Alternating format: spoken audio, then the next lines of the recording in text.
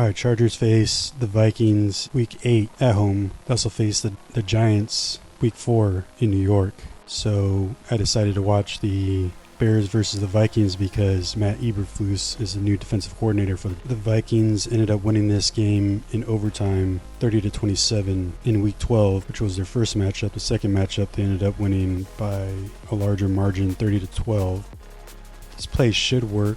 One thing I don't like is the pitch from Caleb, because that immediately tells the defense that it's a run in the middle. So I think the edges are trying to play the play action, but as soon as they see the ball leave Caleb's hands, they can now attack the running back. So that's one thing I didn't like about this run play. The other thing that I thought would be better about this play is if the guard that's pulling, he probably should have blocked the edge, number 44 for the Vikings. Number 97 for the Vikings does a good job not giving ground, which makes the holes tighter. The tackle for the Bears actually ends up tripping because they squeeze it down so well.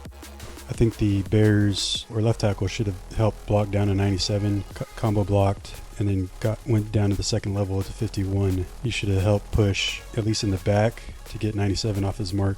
The other thing that they could have done was either use the left tackle to kick out 43 and have the tight end cross block either down on 97 or to 54. Then you could have the right guard for the Bears pull and either get 51 or kick out 44 and then have the tight end go in that same hole. Probably also want to have the wide receiver on the right, who's 15, that might be rookie, cut block 58, but it's a good job by the Vikings interior defensive players. So I look to see on ESPN's win rate how good they are.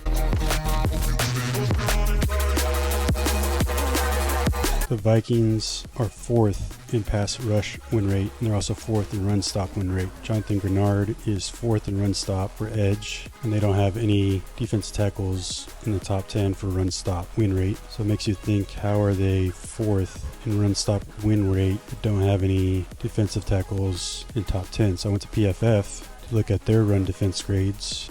Jalen Redmond is 14th with a 73.4 run defense grade. Taki Taimani, number 94, has a 69.9. He's 20th.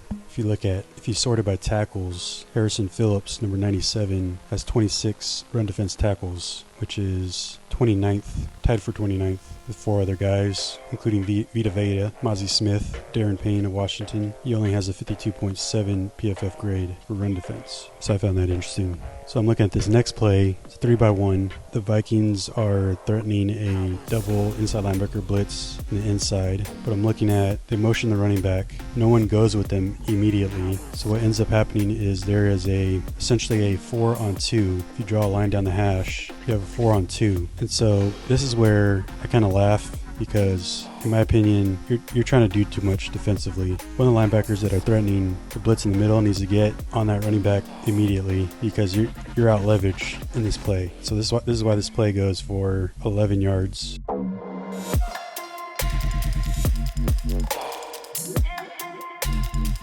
DeAndre Swift had 3 receptions for 35 yards for 11.7 average on 4 targets. I mean, the way Caleb gets his ball out right on the money essentially allows his running back to catch the ball on the run and hit that outside part of the field super fast. I think is something Caleb does really well, because he comes from Cliff Kingsbury's offensive scheme from USC. So the second game that the Bears played, they lost 30-12. So I'm going to look at that film as well and see what the Vikings did differently to keep the Bears from scoring. The Vikings on the next play, it's a 4-man offset rush. They rush the left outside linebacker. They drop the right outside linebacker, and ends up being a 4-man rush. The tight end is open. Get about 7 yards on that play. Looks like it ends up being a cover 2.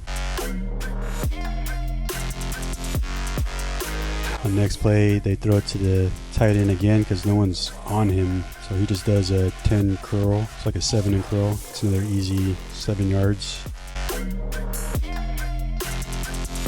Here the Vikings do a cover 2 man with a QB spy. Initially they show their inside linebackers and safeties at the line of scrimmage, and as it gets closer to the quarterback snapping, they fall back. The inside linebackers threaten the blitz, but they end up only rushing 3 with kind of delayed blitz with the 4th linebacker. But this play kind of makes me laugh because you have 43 on the left and then 50 something on the right. They end up crossing.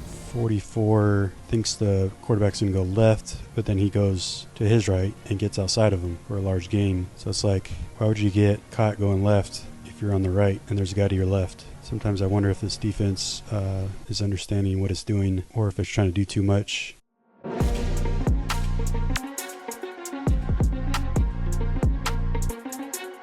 Here's another motion to a 3x1. It's kind of the same look. They drop one safety back, other safety stays down. They do a quick hitch, end up fumbling it, and it's a loss. I'm looking at the middle of the field here, and it's wide open.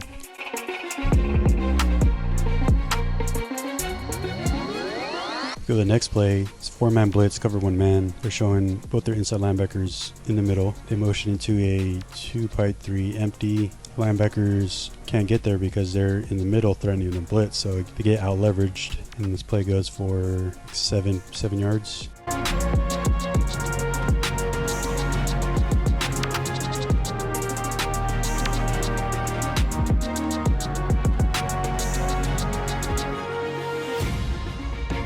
Next play, they motion to a 3x1 or 1x3, fake a zone to the left, and Caleb ends up scrambling for no gain.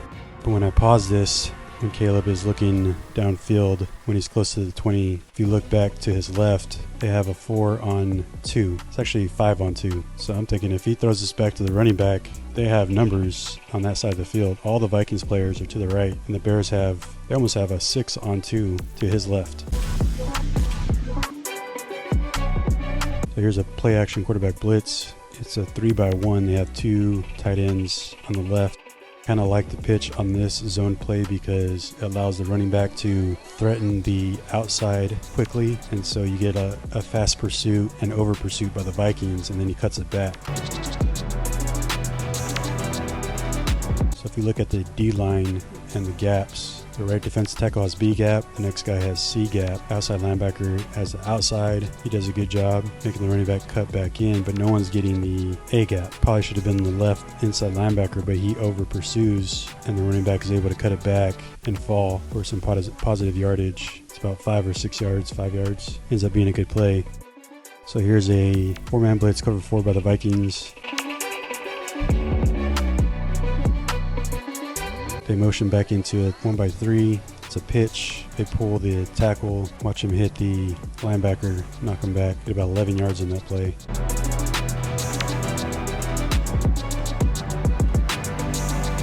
Next play, 2x2, they end up handing it off. So the running back is not able to threaten the wide zone with speed. Ends up getting tackled by 51. I think that's Grenard. The running back should have cut it back behind his guard. Probably would have worked better.